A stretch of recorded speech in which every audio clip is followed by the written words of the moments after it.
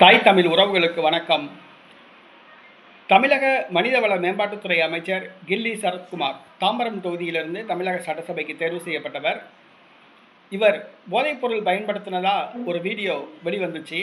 அந்த வீடியோவை மையமாக வச்சு திமுக அவரை பதவி நீக்கம் செய்ய வேண்டும் என்று நேற்றைய தினம் தமிழ்நாடு முழுக்க போராட்டத்தை நடந்துச்சு. தமிழக அரசியல் தலைவர்கள் அவரை பதவி நீக்கம் செய்யணும் அப்படின்னு கோரிக்கை வச்சுருக்காங்க. அந்த வீடியோ 2 ஆண்டுகளுக்கு முன்பு வெளியான வீடியோ. அவர் அமைச்சரான பிறகு அவர் போதைப் பொருள் பயன்படுத்தினதா எந்த வீடியோவும் வரல. அமைச்சரான பிறகு தண்ணி அடித்ததா எந்த வீடியோ ஃபோட்டோ எதுவுமே வரல. அமைச்சர் பதவிக்கு வந்த பிறகு தவறு செஞ்சால் தான் அவரை பதவியிலேருந்து தூக்கணும். இது அமைச்சராக இருந்த பெரிய கருப்பன், திமுக அமைச்சர் பெரிய கருப்பன், சிவகங்கை மாவட்டத்தை சார்ந்தவர். அவர் பாலியல் சம்பந்தப்பட்ட ஒரு வீடியோ வந்துச்சு.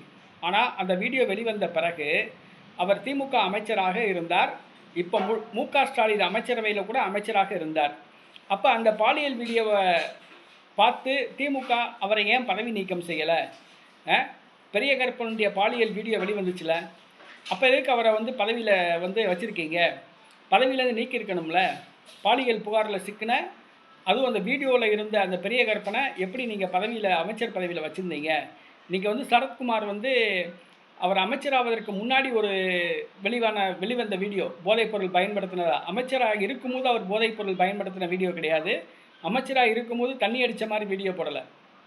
அமைச்சராக முன்னாடி உள்ள வீடியோ, அதை மையமாக வச்சு அவரை பதவி நீக்கம் செய்ய கோரிக்கை வச்சுருக்க நீங்கள், பெரிய கருப்பன் பாலியல் வீடியோ வந்துச்சுல, அப்போயே அவரை பெரிய கருப்பனை மட்டும் நீங்கள் அமைச்சராக வச்சுருந்தீங்க.